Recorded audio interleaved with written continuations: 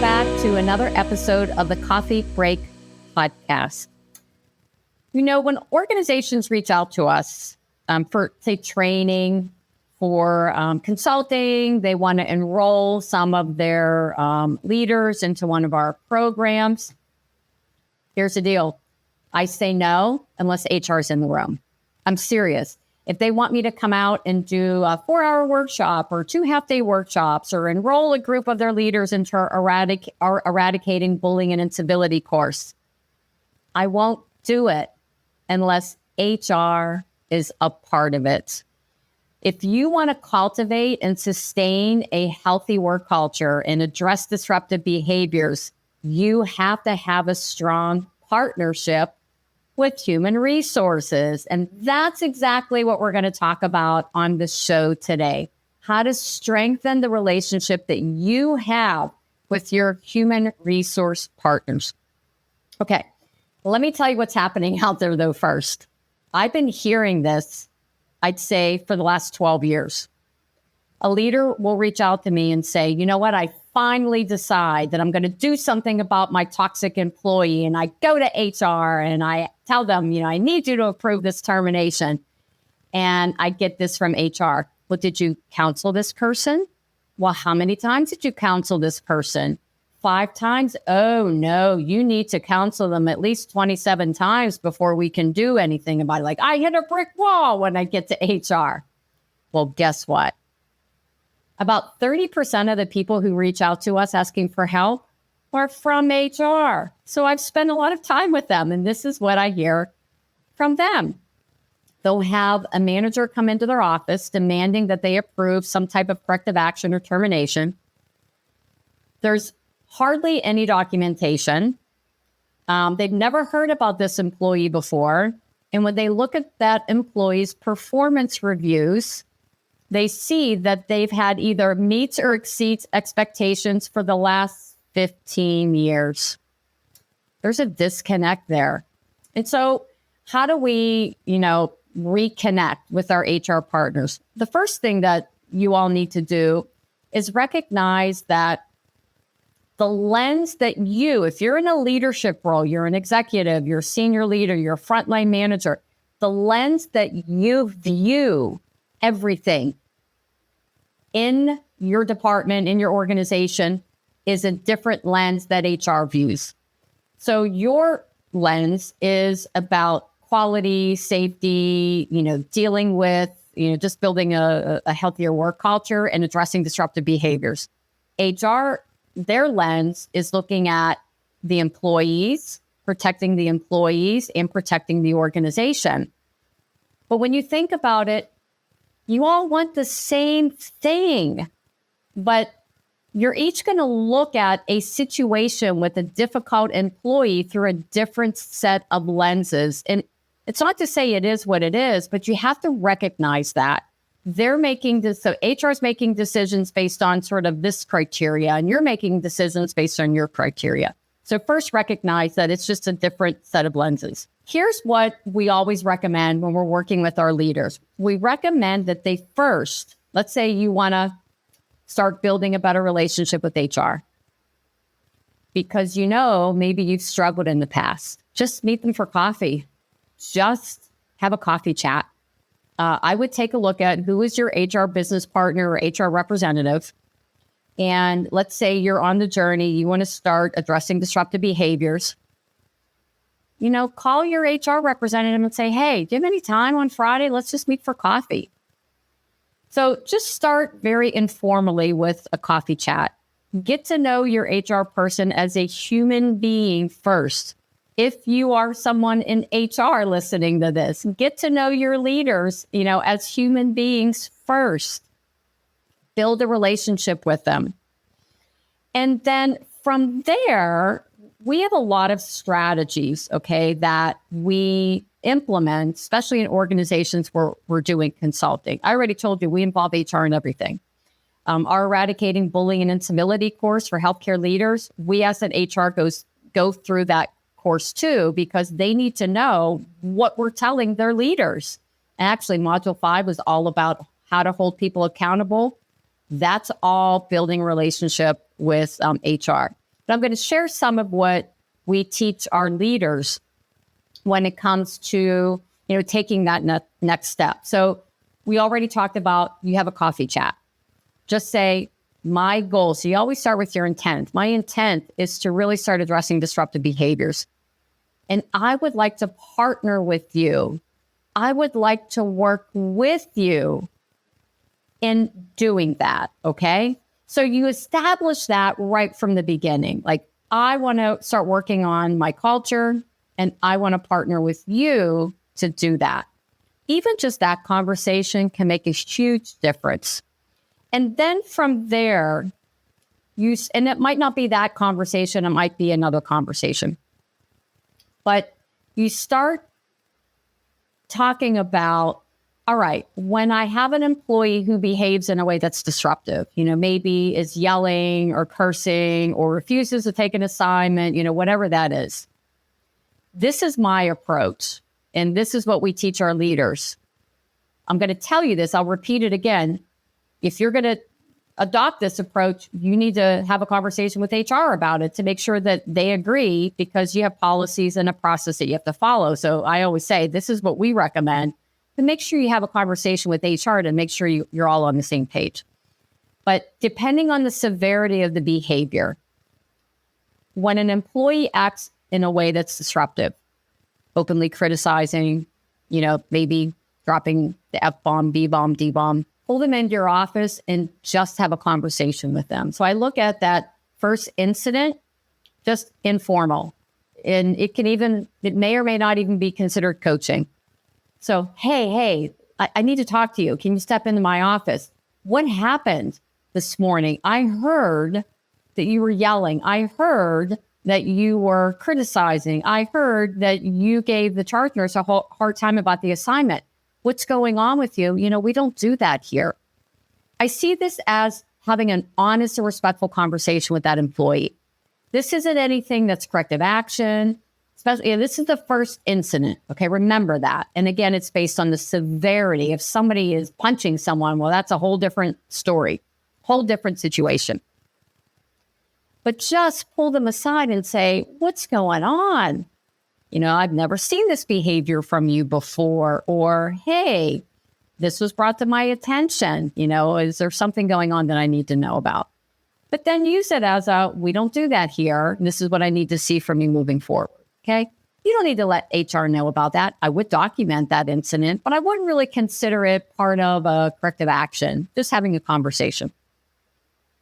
If it happens again, maybe it's refusing, like flat out refusing to take an assignment, not just giving the charge nurse a hard time. Maybe it's flat out refusing.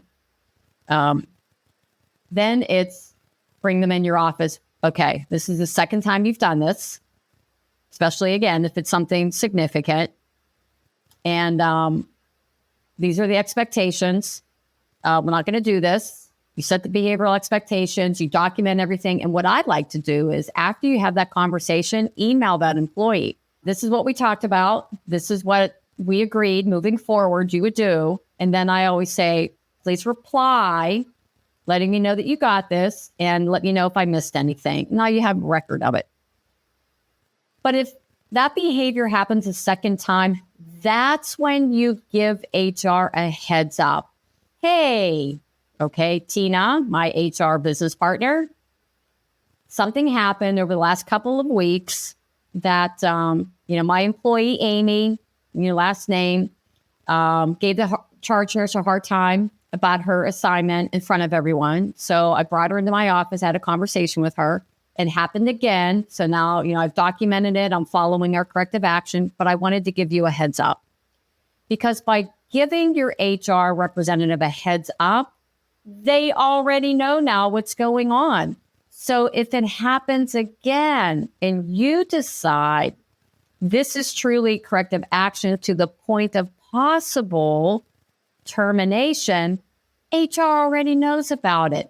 And along the way, they can counsel you on how to make sure you're documenting correctly, you're following your process. So if it gets to that point, HR's in your corner and you're both on the same page.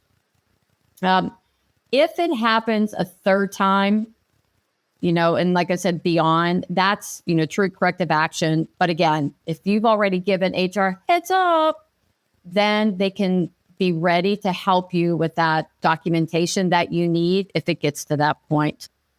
And there are a couple of other things that I want to mention about this process.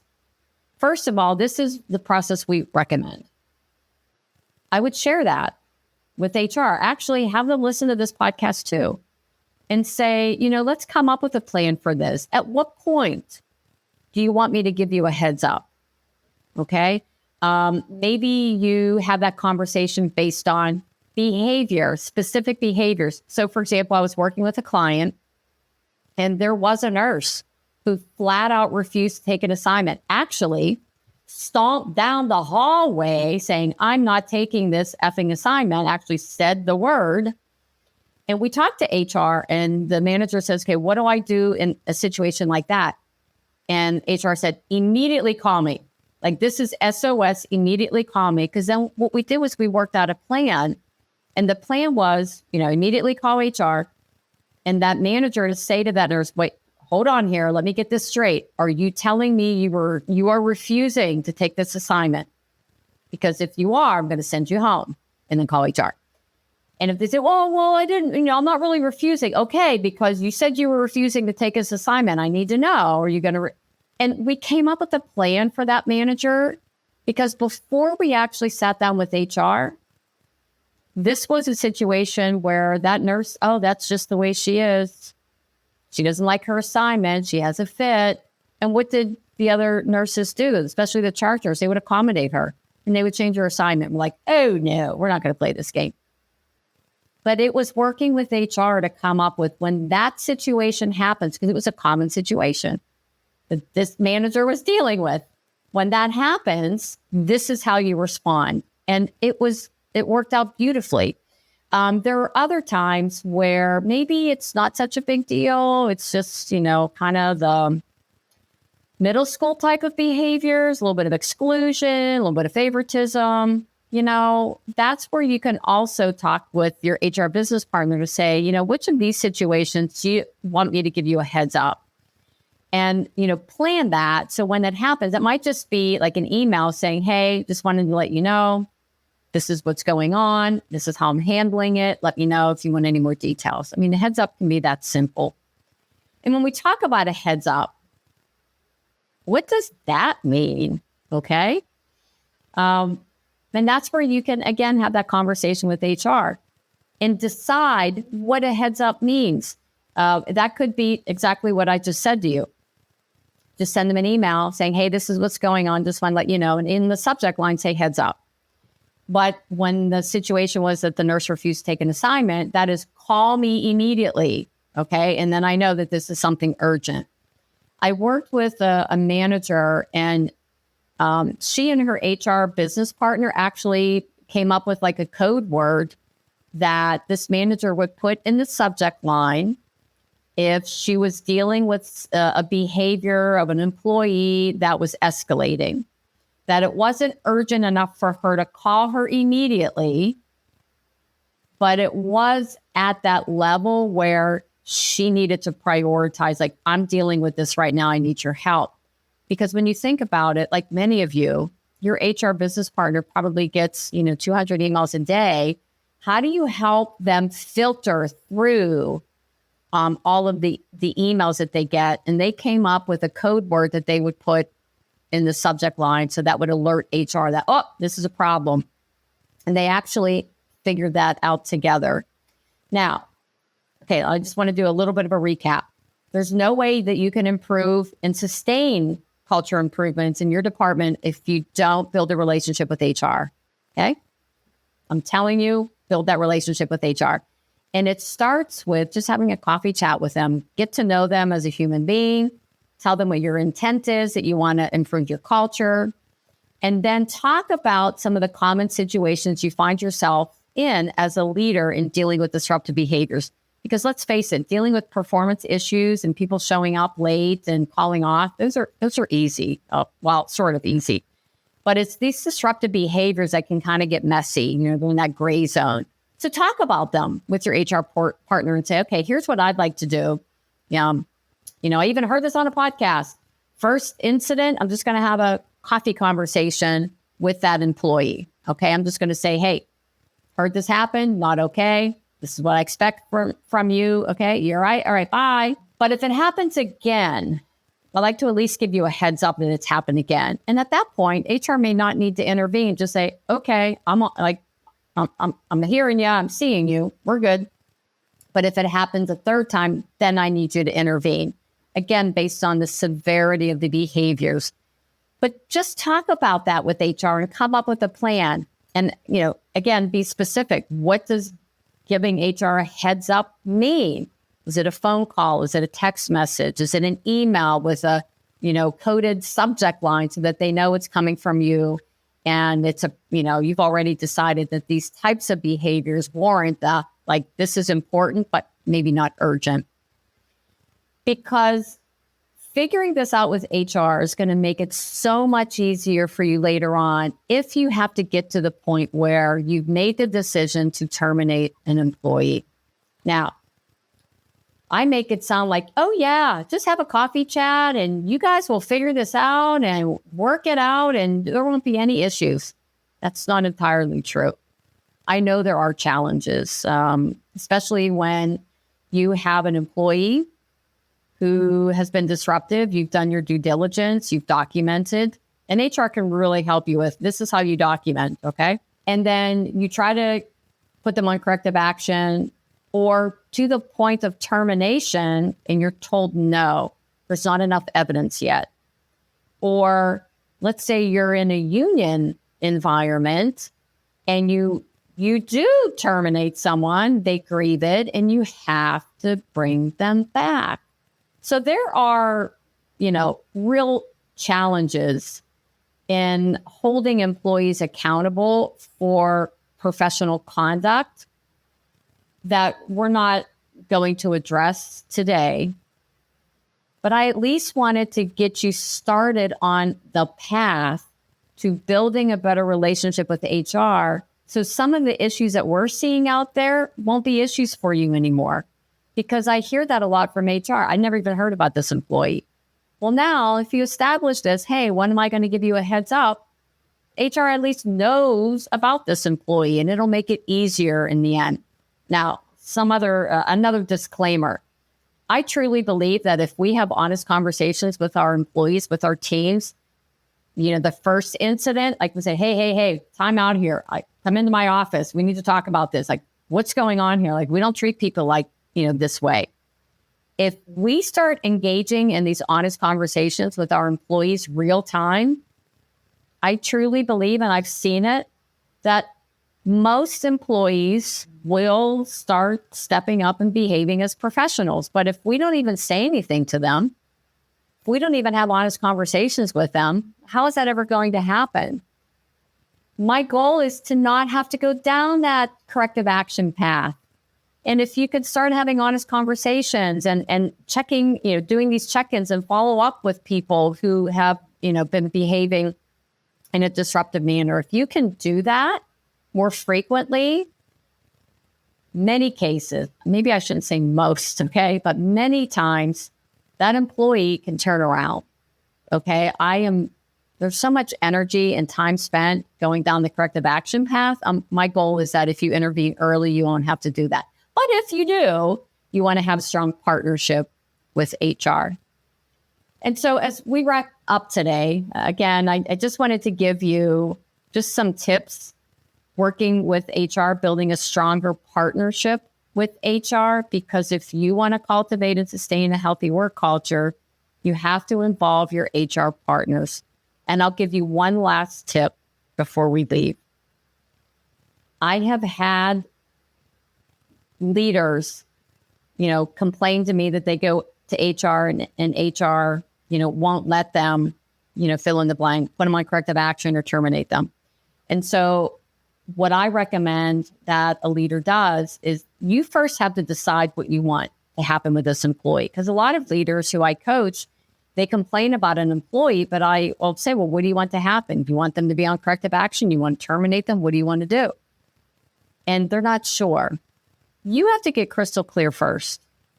Let's say you've been working with this employee, and for the last year and a half, you've counseled them 27 times and their behavior hasn't changed. Well, what do you want? Do you want to continue coaching and counseling this person, or do you want to terminate them? And here's what you do. Once you decide, you walk into, make an appointment with HR and say, I've made the decision that I want to terminate this employee for these reasons. And then you say this: what do you need from me to make it stick? And they will tell you, okay, this is what I need. This is the documentation that I need. This is what I need to make it stick. Ask. Don't assume anything. But first, you have to decide what you want done with that employee. Just don't go and say, I don't know what to do with this employee. You have to know first, okay? All right.